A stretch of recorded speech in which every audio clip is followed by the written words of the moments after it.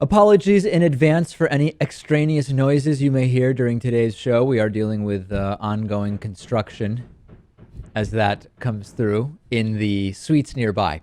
Back in 2013, Al Jazeera America debuted with quite a lot of fanfare. They promised to cover American news soberly, seriously. They would be an alternative to the sort of line that we hear on traditional American corporate media. And we have now learned that Al Jazeera America is done. They will be shutting down by the end of April. Al Jazeera America's chief executive, Al Ansi, said that the decision by Al Jazeera is driven by the fact that the business model is simply not sustainable in light of the economic challenges in the U.S. media marketplace. Now, when you say, well, wait a second, what business model is it? They don't have ads. They didn't make money. What it really means is the price of oil has dropped, right? Al Jazeera America funded by Qatari oil money. And as the price of a barrel of oil has continued to decrease, clearly, Lewis, they made the calculation that the PR benefit of having this channel no longer made sense given the decreased oil revenues that they're experiencing. And it was a business decision, but it was not just the media marketplace and the media environment that drove it. Well, I mean, I suppose. I think that if they wanted to keep this afloat, they could easily do so. Of course. So the station, I think, yeah, it is a business decision because the station isn't doing as well as they thought it would. They thought perhaps it would somehow be able to sustain itself, maybe. Well, I think the idea was just that the ratings would be better. And we know a lot of people who work over there, Lewis, and who are in touch with what the ratings have been.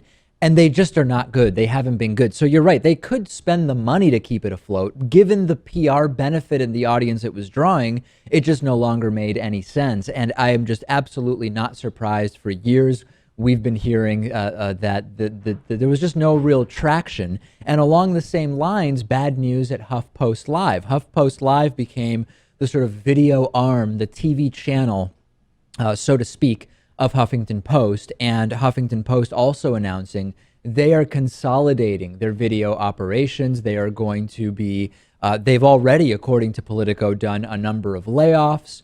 They have decided that they are going to combine all of the different video-related things they are doing. It will all become one team. And in addition, no more HuffPost Live. And again, Lewis, can't say I'm that surprised. And I know several people who, as far as I know, work over there. I don't want to say worked because I don't know if who has gotten laid off thus far, but there was this sense that while they had the resources and they had very good guests and production value, that there was not a feeling that they were really achieving traction, so to speak. Yeah, and I'm not convinced that it's just a result of their content, right? I mean, like you said, it's not that the content was bad or that they had bad interviews or anything like that. It's just a testament to how difficult it really is to be in this business, right? And I've received emails from people saying, hey guys, are you in trouble? Al Jazeera America is shutting down. HuffPost Live is shutting down. What's going on? And a couple of people astutely emailed me saying, David, you should hopefully see this as an opportunity, which we do. We are fortunately not in trouble. We never had the money that Al Jazeera had to begin with, but we also spend far less money, right? Our success has always depended and continues to depend on the audience. If the audience size goes up, our YouTube partnership brings in more revenue. Some percentage of that increased audience signs up and becomes members, and that increases revenue. So to the extent that we can continue doing what we've been doing and growing the model that we have, no, we're not in trouble. And that's a really great thing because when you hear this, and when you consider that 98 or more percent of the shows that started when we started back in 2005 have already been canceled, right? They're already off the air because they weren't able to be sustainable. That is pretty scary. But at the same time, we have to remember, hey, we have so far been able to create a model that doesn't depend on a grant, for example. And that's a really powerful thing.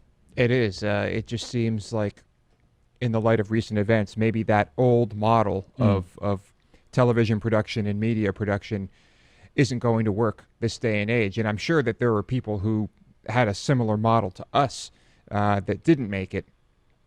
but maybe it's because you've got such great hair or something like that. It's Well, listen, the whether intangibles. whether it's the hair or something else, so far so good, and we're looking forward to optimistically the best year in 2016 that we've ever had. And you can sign up at davidpakman.com/membership and sort of vote with your dollars to help make that happen.